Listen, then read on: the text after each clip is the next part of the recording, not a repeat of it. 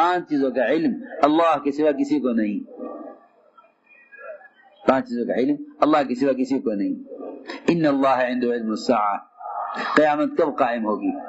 آپ نے جبرائیل سے خود ہی پوچھا، فرمایا جبرائیل تم مجھ سے پوچھ رہے ہو حالانکہ تم زیادہ جانتے ہوگے. نہیں معلوم. بارش کب برسے گی؟ نہیں جانتے. یہ آدمی کہاں جا کر مرے گا؟ نہیں جانتے. کل کیا کمائے گا؟ نہیں جانتے. ماں کے رحم میں کیا ہے؟ نہیں جانتے. اللہ نے ان 5 چیزوں کا علم اپنے پاس رکھا ہے. اللہ نے 5 چیزوں کا علم اپنے پاس رکھا ہے کہ نہیں جانتے. تو میں نے عرض کیا کہ اگر کائنات کی شکلوں کا انکار نہیں کرو گے تو کوئی بھی شکل ہمارے اللہ کے درمیان حائل ہو جائے گی. کہ ستاروں سے نہیں ہوتا، اللہ کرتے ہیں. ورنہ نجومی سے پوچھیں گے تم بتاؤ جی کیا ہوگا. حضور اکرم صلی اللہ علیہ وسلم نے اپنے صحابہ کے یقین کو ان تمام شکلوں سے ہٹایا. علی رضی اللہ تعالی عنہ نکلے دشمن کے مقابلے پر. نجومی نے کہا اس وقت نہ نکلیے، آپ کو ناکامی ہوگی، آپ کو ناکامی ہوگی، آپ کو فتح نہیں ہوگی. میں بتاتا ہوں فلاں وقت نکلیں. میں نے ستاروں کو دیکھ کر کہا ہے. حضرت نے فرمایا جو تیری بات کا یقین کرے اس کا ٹھکانہ جہنم ہے. اسی طرح فرمایا جو تیری بات کا یقین کرے اس کا ٹھکانہ جہنم ہے. میرے دوستو جتنی بھی کائنات کی پھیلی ہوئی شکلیں ہیں ان تمام شکلوں سے نظام کائنات کے تغیر کا کوئی تعلق نہیں ہے. ایک پتا بھی درخت سے اگر سوکھ کر گرتا ہے اللہ کے حکم سے گرتا ہے، اللہ کے امر سے گرتا ہے.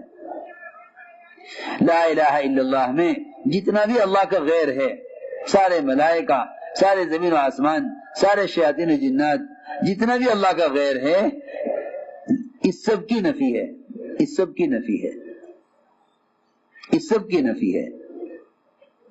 تو فرماتے تھے کہ اللہ کی ذات عالی سے براہ راست فائدے اٹھانے کے لیے کائنات کا یقین نکلنا شرط ہے. کہ اللہ کی ذات عالی سے براہ راست فائدے اٹھانے کے لیے کائنات کا یقین نکلنا شرط ہے. ابراہیم علیہ السلام کو آگ میں ڈالا جانے لگا، ابراہیم علیہ السلام کو آگ میں ڈالا جانے لگا. جبرائیل آئے اپنے ساتھ پہاڑوں کا فرشتہ، پانی کا فرشتہ لے کر. فرمایا یہ کیا حکم ہے؟ یہ آنا اس امتحان کے لیے تھا، یہ آنا اس امتحان کے لیے تھا کہ ان سے ہونے کا یقین ہے یا براہ راست ہماری ذات سے ہونے کا یقین ہے. ابراہیم علیہ السلام نے صاف انکار کر دیا. اما علیہ کا فلا، ہمیں آپ کی حاجت نہیں ہے. صاف انکار کر دیا، ہمیں آپ کی حاجت نہیں ہے. اللہ تعالیٰ نے آگ کو اپنے حکم سے ٹھنڈا کیا، اپنے امر سے ٹھنڈا کیا. میں اس لیے عرض کر رہا جتنی بھی کائنات کی شکلیں ہیں نظام کائنات کا کائنات سے کوئی تعلق نہیں. نظام کائنات کا تعلق براہ راست خالق کائنات سے ہے. نظام کائنات کا تعلق براہ راست خالق کائنات سے ہے. نظام کائنات سے کائنات کا کوئی تعلق نہیں ہے، کوئی تعلق نہیں ہے. ساری دنیا کا سائنس اور ساری دنیا کی مادی تعلیمات یہ مسلمان کو یہ پڑھا رہی ہیں کہ کائنات میں ایک چیز پیش آئے گی وہ دوسری چیز سے پیش آئے گی. جب یوں ہوگا تو یوں ہوگا، جب یوں ہوگا تو یوں ہوگا. نہیں، میں نے عرض کیا کہ 5 چیزیں ہیں جن کا اللہ نے علم اپنے پاس رکھا. ان اللہ عنده علم الساعہ، قیامت اللہ جانتے کب قائم ہوگی. کیوں چھپایا گیا؟ تاکہ تم میں سے ہر ایک عمل میں اس خوف سے لگا رہے کہ نہ جانے کب قیامت قائم ہو جاوے، کب عمل کا وقت ختم ہو جاوے. اگر یوں بتا دیتے اتنی مدت کے بعد قیامت قائم ہوگی تو اس سے پہلے لوگ عمل کر کے اپنے آپ کو سنبھال لیتے. اچانک آ جائے گی، اچانک آ جائے گی. آپ نے فرمایا انا والساعۃ کہاتین، کہ میں اور قیامت ایسے آئے ہیں ساتھ ساتھ، قریب قریب. اقعد اخفیہا لتجزا کل نفس بما تسعی، کہ اللہ نے چھپایا ہے قیامت کو اس لیے تاکہ ہر ایک کو اس کی کوشش کا پورا بدلہ دیا جائے۔ میرے دوستو عزیزو، دوسری بات میں نے عرض کی کہ بارش کب برسے گی۔ ماہر موسمیات کہتے ہیں کہ بارش ہوگی۔ ہم گئے حج میں، وہاں اخبار میں آ گیا کہ حج میں سخت طوفان آئے گا، بہت خطرناک بارش ہوگی اور بڑا زبردست سیلاب آئے گا، کہ جی اخبار کی خبر ہے۔ ہم نے کہا کہ ہم تو نہیں مانتے اس کو، قرآن تو یہ کہتا ہے کہ اللہ کے غیر کو نہیں معلوم کہ بارش کب برسے گی، اور یہ کہہ رہے کہ ہمیں معلوم ہے، یہ کیسے ہو سکتا ہے؟ بہت سے حج ہی نہیں کیا، بہت سے نے حج ہی نہیں کیا کہ سیلاب آئے گا۔ ہم نے عرض کیا، حضرت فرماتے تھے کہ تم اللہ کے غیر کے دعووں کو جھٹلایا کرو تو اللہ تعالیٰ غیروں کو تمہارے سامنے جھوٹا کر کے دکھلاویں گے۔ تم غیروں کو جھٹلایا کرو اللہ کے مقابلے میں تو اللہ غیروں کو تمہارے سامنے جھوٹا کر کے دکھلاویں گے۔ پورا حج ہو گیا، سنت کے مطابق مینا کا قیام ہوا، ایک قطرہ بھی بارش کا نہیں برسا، ایک قطرہ بھی نہیں۔ منہ چھپائے پھرے کہ ہم نے دعویٰ کیا تھا بارش ہوگی، ایک قطرہ بارش کا نہیں آیا۔ اس لیے حضرت علی فرمایا کرتے رضی اللہ تعالیٰ عنہ کہ میں اگر رب کو پہچانا ہی اس میں ہے کہ جس کام میں ناکام ہوتا تھا اس میں اللہ یاد آتے تھے۔ عرفت ربی بفصح العزائم، میں نے رب کو پہچانا ہے اپنے ارادوں میں ناکام ہو کر۔ ہم نے عرض کیا ایک بات یہ ہے کہ اللہ کا غیر نہیں جانتا کہ بارش کب برسے گی، کوئی نہیں جانتا کہ ماں کے رحم میں کیا ہے۔ یہ اگر یہ کہیں کہ ہم بتلا دیں گے لڑکا ہے یا لڑکی، یہاں لڑکی کا سوال ہی نہیں ہے۔ یہاں سوال یہ ہے کہ اس بچے کی عمر کتنی ہے، بدبخت ہے یا نیک بخت ہے، اس کی عمر کتنی ہے، اس کے نصیب میں رزق کتنا ہے، یہ نیک بخت ہوگا یا بدبخت ہوگا۔ یہ تمام چیزیں اللہ کی طرف سے لکھی ہوئی ہیں، اس کو کوئی نہیں جانتا۔ تو میں نے عرض کیا کہ غیب کا علم اللہ کے سوا کسی کو نہیں۔ جتنی بھی کائنات کی شکلیں ہیں یہ دعویٰ کرتی ہیں کہ ہم جانتے ہیں۔ سب سے پہلے اس پر ایمان لاؤ، سب سے پہلے اس پر ایمان لاؤ کہ اللہ رب العزت جو چاہتے ہیں اپنی قدرت سے وہ کرتے ہیں۔ نظام کائنات کا کائنات سے کوئی تعلق نہیں ہے۔ ایمان پہلے ہی سکھلایا گیا کہ نظام کائنات کا کائنات سے کوئی تعلق نہیں، کرنے والی ذات صرف اللہ کی ہے۔ جتنی بھی شکلیں ہمارے ہاتھوں میں ہیں یہ ہمارے امتحان کے لیے ہیں۔ میرے دوستو بزرگو عزیزو، جتنے اسباب انسانوں کے ہاتھوں میں ہیں یہ اسباب محض امتحان کے لیے ہیں۔ ہم جن کے ہاتھوں میں یہ اسباب دیکھتے ہیں ہم ان سے امید کر بیٹھتے ہیں، ہم ان سے امید کر بیٹھتے ہیں۔ یہ ڈاکٹر ہے، یہ اگر دوا صحیح دے دے گا تو شفا ہو جائے گی۔ یہ مالدار ہیں، ان کے ہاتھ میں مال ہے، مال دے دیں گے تو کام ہو جائے گا۔ یہ عہدے دار ہیں، اگر یہ کہہ دیں گے تو کام ہو جائے گا۔ میرے دوستو عزیزو، اللہ رب العزت نے کائنات میں جتنے بھی اسباب جن کے ہاتھوں میں دیے ہیں وہ ہمارے امتحان کے لیے دیے ہیں، کہ دیکھنا یہ چاہتے ہیں کہ یہ ہماری ذات سے ہونا سمجھتے ہیں، یہ جن کے ہاتھوں میں یہ اسباب ہیں ان سے ہونا سمجھتے ہیں۔ دیکھو اللہ رب العزت نے کائنات کو اسباب سے اس لیے بھرا ہے کہ وہ دیکھنا چاہتے ہیں کہ تم میں سے اچھا عمل کس کا ہے۔ اِنَّا جَعَلْنَا مَا عَلَى الْأَرْضِ زِينَةً لَهَا لِنَبْلُوَهُمْ أَيُّهُمْ أَحْسَنُ عَمَلًا، کہ ہم نے زمین کو بھرا ہے اسباب اور شکلوں سے اور زینت کی چیزوں سے، وہ تمہارے عمل کو پرکھنے کے لیے کہ تمہیں دیکھیں کہ اچھا عمل کس کا ہے۔ یہ دیکھنا چاہتے ہیں اچھا عمل کس کا ہے۔ سب سے زیادہ اللہ نے جو اسباب پر بادشاہت اور اختیار دیا وہ دیا سلیمان علیہ السلام کو، دیا سلیمان علیہ السلام کو۔ یعنی آگ پلک جھپکنے کے بقدر اتنی دیر میں بلقیس کا تخت ایک لمبی مسافت سے چل کر حاضر ہو گیا۔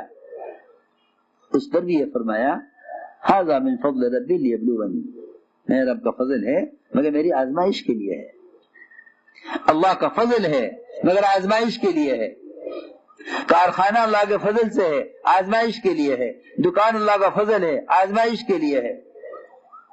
لوگ سمجھتے ہیں کہ یہ اسباب مل گئے ہیں لہذا اللہ نے میری کامیابی کا ارادہ کر لیا ہے، حالانکہ اسباب اس امتحان کے لیے ہیں۔ ایک تو یہ دیکھنا چاہتے ہیں اسباب میں کہ یہ ہمیں کتنا یاد رکھتے ہیں،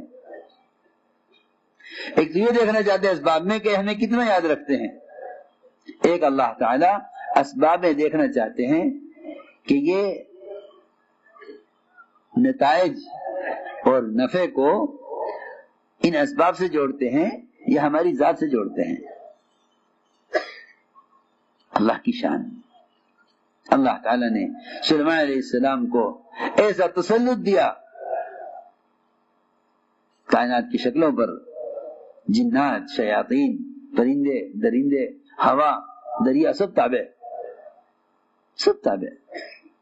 ہم دیکھنا چاہتے ہیں کہ ہم اتنا کچھ اختیارات دیں، ان سارے اختیارات میں یہ دعویٰ کرتے ہیں کہ ہم کر لیں گے، یا ان سارے اختیارات میں ہمیں یاد رکھتے ہیں کہ اگر اللہ چاہے گا تو ہوگا۔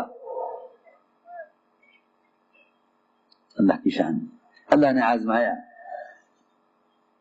دو چیزوں میں، ایک تو آزمایا زینت کی چیزوں میں کہ دیکھیں یہ کوئی مزین چیز دیکھ کر ہمیں کتنا یاد رکھتے ہیں۔ سلیمان علیہ السلام گھوڑے دیکھنے میں مشغول ہوئے، ایسے گھوڑے جو فضا میں اڑتے تھے، زمین پر دوڑتے تھے، سمندر میں تیرتے تھے، ان کو دیکھنے میں مشغول ہوئے کہ اس میں عصر کی نماز قضا ہو گئی، عصر کی نماز قضا ہو گئی۔ بس یاد رکھو کامیاب وہ ہے، کامیاب وہ ہے جو ساری کائنات کے مقابلے میں ایک عمل کے ضائع ہونے کا غم، ایک عمل کے ضائع ہونے کا غم ساری کائنات کے ہاتھ سے جانے سے زیادہ ہو، وہ کامیاب ہے۔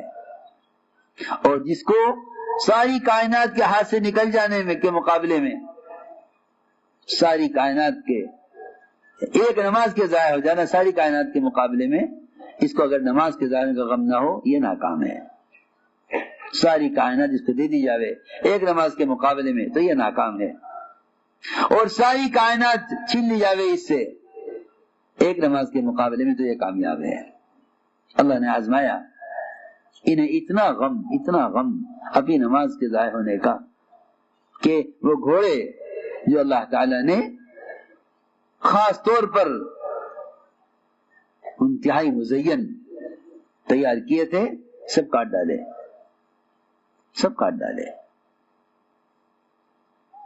یہ باقی رکھنے کی چیز نہیں ہے، اس نے مجھے اللہ کے ایک فریضے سے غافل کر دیا، عصر کی نماز قضا ہو گئی۔ یہ تو فریضہ، صحابی اپنے باغ میں نفل نماز پڑھ رہے، اس نماز کے دوران نفل نماز، اور ظاہر بات ہے کہ صحابی نفل نماز مسجد سے باہر ہی پڑھیں گے یا گھر میں پڑھیں گے یا باغ میں پڑھیں گے، وہاں تو یہ تصور ہی نہیں تھا کہ فرض نماز گھر میں پڑھی جاوے یا فرض نماز مسجد کے علاوہ کہیں پڑھی جاوے، کیونکہ فرض نماز پر جمع ہونا امت کی 5 مرتبہ اجتماعیت کو اس طرح دکھلانا تھا کہ 5 مرتبہ ہر مسلمان غیروں کے درمیان سے نکل کر 5 مرتبہ عملی طور پر یہ دکھلائے کہ ہم مسلمان ہیں، ہم مسلمان ہیں۔ اپنے آپ کو مسلمان ظاہر کرنے، ثابت کرنے کے لیے پانچ وقتہ نماز پر مسجد میں جمع ہونا ہے، تاکہ تم جماعت کی نماز چھوڑ کر کہیں منافق نہ قرار دیے جاؤ۔ میں بہت ضروری بات عرض کر رہا ہوں، تاکہ کہیں تم جماعت کی نماز چھوڑ کر منافق نہ قرار دیے جاؤ۔ اوہو، کہ صحابہ خود فرماتے ہیں کہ اگر کوئی شخص فرض نماز سے غائب ہوتا تھا تو ہم سمجھتے تھے کہ یا تو سخت بیمار ہو گیا ہے یا منافق ہو گیا، ورنہ مسجد کی جماعت کا معنی نہیں چھوڑ سکتا۔ جماعت کی نماز کی یہ حکمت اور اہمیت تھی کہ پانچ مرتبہ مسلمان ہر قسم کے لوگوں سے، میں جو کہہ رہا ہوں میری بات ذرا توجہ سننی ہوگی، ہر قسم کے لوگوں سے، ہر خیال کے لوگوں سے، ہر مذہب کے لوگوں سے پوری طرح نکل کر مسجد میں جمع ہوں 5 مرتبہ اور بتلائیں کہ ہم مسلمان ہیں، ورنہ ایک سنت کے چھوڑ دینے پر اتنی سخت وعید کہ میں نوجوانوں سے کہوں کہ ایندھن اکٹھا کریں اور ان کے گھروں کو آگ لگا دیں جو نماز فرض گھر میں ادا کر رہے ہیں۔ اس سخت وعید کی کیا وجہ ہے؟ اس سخت وعید کی وجہ یہ ہے کہ جماعت کی نماز یہ امت کی اجتماعیت کو ثابت کرنے کے لیے ہے، امت کی اجتماعیت کو ثابت کرنے کے لیے ہے۔ تمام خیالات کے لوگوں سے اپنے آپ کو نکال کر اجتماعی طور پر دکھلاؤ، اپنی امتیازی شان ظاہر کرو۔ یہ حکمت ہے جماعت کی نماز کی۔ اس کو میں نے عرض کیا تھا کہ یہ ممکن نہیں تھا اس زمانے میں کہ کوئی فرض نماز گھر میں پڑھ لے۔ ایک صحابی نے آ کر سارے آزار پیش کیا آپ کے سامنے، کہ مجھے کوئی لانے والا نہیں ہے، میں اندھا ہوں، مدینہ 7 بچھوؤں کا علاقہ ہے، میرے اور مسجد کے درمیان راستے میں بے شمار درخت ہیں، میں چل نہیں سکتا، کیا آپ مجھے اجازت دیں گے کہ میں نماز گھر میں پڑھ لوں؟ فرمایا نہیں، مسجد آؤ۔ یہ اہمیت کیوں تھی؟ یہ اہمیت 5 مرتبہ مسلمان مسجد میں جمع ہو کر یہ دکھلائے کہ ہم مسلمان ہیں۔ اپنے آپ کو اجتماعی فریضے میں آپ کو ثابت کرو کہ ہم مسلمان ہیں۔ اس لیے میں نے عرض کیا کہ فرائض کا مسجد سے باہر کر دینا یا ضائع کر دینا تو ممکن ہی نہیں تھا۔ صحابی کو بھول ہوئی، نفل نماز میں باغ کے گھنے ہونے پر چڑیا کو نکلنے کا راستہ نہیں ملا، اس پر اس باغ کو صدقہ کیا جو 50,000 کا باغ تھا کہ یہ باغ رکھنے کے قابل نہیں ہے، اس نے میری نفل نماز میں شبہ اور خلل پیدا کر دیا۔ جو اپنے نوافل کی ایسی حفاظت کریں، کیا دنیا ان کو فرائض سے روک دے گی؟ کیا ان کی دنیا ان کو فرائض سے روک دے گی؟ میں نے عرض کیا امتحان تھا یہ کہ ہم نے ایسے گھوڑے تمہیں دیے ہیں کہ دیکھتے ہیں کہ ان کو دیکھ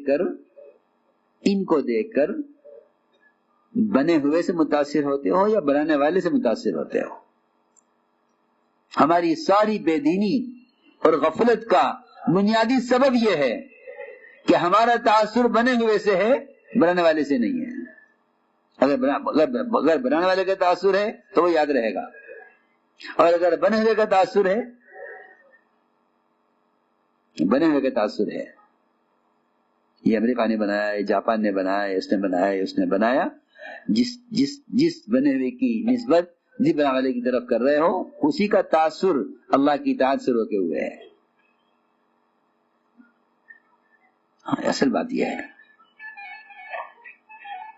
چنانچہ عصر کی نماز قضا ہوئی، اس کے غم میں ان گھوڑوں کو کاٹ ڈالا. اللہ نے ان کے اس فریضے کو ادا کرانے کے لیے سورج کو واپس نکالا. سورج کو واپس کیا، جاؤ واپس آؤ، میرے بندے سلیمان کو نماز پڑھنی، واپس آؤ. حضور اکرم آپ سلیمان علیہ السلام کے لیے تو ایک مرتبہ، لیکن حضور اکرم صلی اللہ علیہ وسلم کے لیے متعدد بار سورج واپس آیا ہے. جی ہاں، میں بہت ضروری بات کر رہا ہوں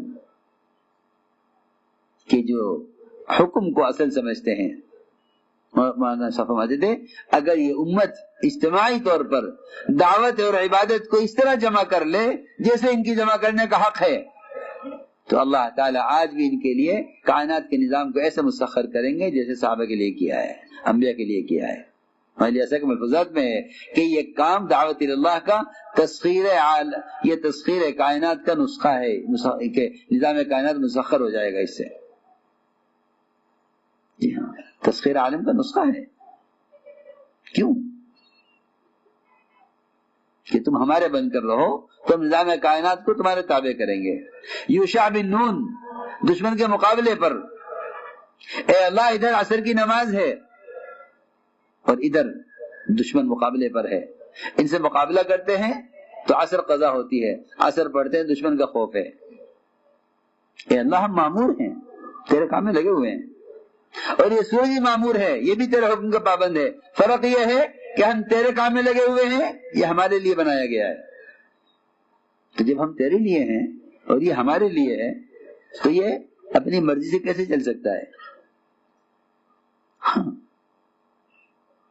یہی بات ہے کہ دعوت عبادت کو جمع کرنے پر جب مسلمان پریشان ہو جائے گا، جب دعوت عبادت کو جمع کرنے پر مسلمان پریشان ہو جائے گا، تب اللہ رب العزت اس کے لیے نظام کائنات کو مسخر کریں گے. ورنہ کیا بتاؤں، یہ نظام کائنات تو بہت دور کی بات ہے. تمہارے مقننین بھی تمہاری چاہت کے اعتبار سے مسخر نہیں ہوں گے. تمہارے مقننین بھی تمہاری کہ نہیں قانون یہ ہے، شریعت ہم نہیں جانتے، جاؤ تم ہی بیٹھ جاؤ گے، کیا کریں، قانون ہے، قانون ہے. سارا سائنس جمع ہو جائے، ساری دنیا کے حکام جمع ہو جائیں، سورج کو روک نہیں سکتے، سورج کو روک نہیں سکتے. وہاں صاحب فرماتے تھے کہ محمد صلی اللہ علیہ وسلم کے تکوینی لائن کے اشارے نے چاند کے 2 ٹکڑے کیے ہیں، تو آپ کی شریعت کی لائن کا عمل کتنا قوی ہوگا. جب آپ کی تکوینی لائن کا عمل اتنا قوی ہے کہ آپ کے اشارے سے چاند کے ٹکڑے ہو گئے، تو آپ کا شریعت کی لائن کا عمل کتنا قوی ہوگا. اور کیوں نہ ہو، عصر کی نماز پڑھنے کے لیے، عصر کی نماز پڑھنے کے لیے اللہم احبسھا، اے اللہ اس کے یہاں روک دے سورج کو، کیونکہ نماز اصل ہے نا، سورج تو اصل نہیں ہے، نماز اصل ہے. نماز سورج کو روکے گی، نماز سورج کو روکے گی، مگر شرط ہے ایک اندر. اس شرط کو امت کے عوام، خواص، پڑھے لکھے اور جاہل، ان سب نے اجتماعی طور پر اس شرط کو بھلایا ہے.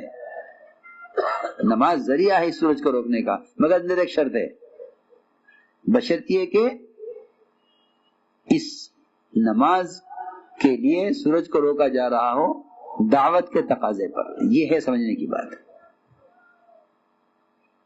یہ ہے سمجھنے کی بات، یہ ہے سمجھنے کی بات کہ دعوت دی، خود دعوت دی، دعوت قبول نہیں کی، مقابلے پر آ گئے. اے اللہ ہم تو اب بھی یہ چاہتے ہیں کہ یہ اسلام میں آ جائیں، مقابلہ نہیں چاہتے ہیں، ہم مقابلہ نہیں چاہتے ہیں، ہم چاہتے ہیں کہ اب بھی ہدایت پر آ جائیں، اب بھی ہدایت پر آ جائیں. چنانچہ یوشع بن نون نے کہا اے اللہ سورج کو یہاں روک دے، ہمیں عصر پڑھنی ہے. سورج ٹھہر گیا، انتظار میں ہے. میں یہ مثال نہیں عرض کر رہا، یہ سمجھانے کے لیے کہ امت انہیں بھلا چکی ہے. صحابہ انبیاء کے قصے وہ ایک تاریخ، گزری ہوئی تاریخ سمجھے جاتے ہیں، حالانکہ یہ اللہ کی مدد کے ضابطے ہیں اور یہ یقین کے بننے کے اسباب ہیں، یہ یقین کے بننے کے اسباب ہیں۔ جتنے انبیاء کے واقعات نازل کیے گئے حضور اکرم صلی اللہ علیہ وسلم پر، وہ آپ کے دل کو جمانے کے لیے نازل کیے گئے ہیں۔ وَكُلٌّ نَقُصُّ عَلَيْكَ مِنْ أَنْبَاءِ الرُّسُلِ مَا نُثَبِّتُ بِهِ فُؤَادَكَ، کہ نبی جی آپ کے دل کو جمانے کے لیے، آپ کے دل کو کی قوت کے لیے، آپ کے دل کو جمانے کے لیے ہم نے آپ پر نبیوں کے واقعات وحی کیے ہیں۔ یہ تھی بات۔ تو ہم نے عرض کیا کہ سلیمان علیہ السلام وہ اس سے ایک آزمائش تو اس میں ہوئی کہ دنیا کو مزین کریں گے، دیکھا میں کتنے یاد رکھتے ہیں۔ دوسری بات یہ ہے کہ جب انسان کو کوئی قوت ملتی ہے مادی لائن سے، جسمانی لائن سے، کوئی صلاحیت، کوئی استعداد، اسے اپنی ذات پر اعتماد ہو جاتا ہے کہ نہیں یہ کروں گا، اللہ کو یہ پسند نہیں ہے، اللہ کو یہ پسند نہیں ہے۔ دو قسم کے لوگ ہیں، بعض تو وہ ہیں جو خود اپنی صلاحیت کے مدعی ہیں کہ ہم یہ کریں گے۔ مسلمان جواب میں کہتا ہے کہ جی بے شک آپ ہی کریں گے۔ یہ ہے سب سے بڑا ناکامی کا سبب کہ مسلمان یہ کہے کہ ہاں بے شک آپ کریں گے، وہ یہ کہتے ہیں کہ ہم کریں گے۔ اور اللہ تعالیٰ فرماتے ہیں وَمَا تَشَاءُونَ إِلَّا أَن يَشَاءَ اللَّهُ رَبُّ الْعَالَمِينَ، کہ تم سب کے چاہنے سے کچھ نہیں ہوگا جب تک اللہ نہ چاہیں، جب تک اللہ نہ چاہیں، کہ تم سب کے چاہنے سے کچھ نہیں ہوگا جب تک اللہ نہ چاہیں۔ سلیمان علیہ السلام نے ایک خیر کے کام کا ارادہ کیا، اللہ نے قوت دی ہے، اعلیٰ نسل کی بیویاں دی ہیں، ارادہ کیا کہ اپنی نسل، اپنی اولاد سے 100 مجاہد اللہ کے دین کی محنت کے لیے تیار کریں۔ روایت میں ہے فرشتے نے کہا انشاءاللہ کہہ لو، انشاءاللہ کہہ لو، لیکن بھول گئے۔ 100 بیویوں صحبت کی، ایک بیوی کو حمل ٹھہرا، صرف 99 بیویوں کا حمل نہیں ٹھہرا، ایک کو حمل ٹھہرا۔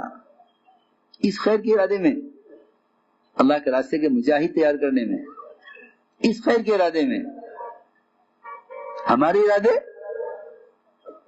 میں بڑا مالدار بنوں، میں بڑا تاجر بنوں، میں بڑا زمیندار بنوں، اور بن گیا تو اولاد نہیں ہے کہ اللہ اولاد دے تاکہ وہ اس کی مالک بنے میرے بعد۔ جہاں اولاد کے لینے میں اتنی اعلیٰ نیت، 100 مجاہد اللہ کے راستے کے لیے تیار کرنے۔ لوگ کہتے ہیں خیر کے کام میں اللہ کی مدد ہوتی ہی ہے، کہ نہیں، تم خیر کے کام میں بھی اللہ کی چاہت کے اور اس کی مدد کے بغیر کچھ نہیں کر سکتے۔ اپنی صلاحیت کا، اپنے ارادے کا انکار کرو اگر اللہ کی ذات سے فائدہ اٹھانا چاہتے ہو۔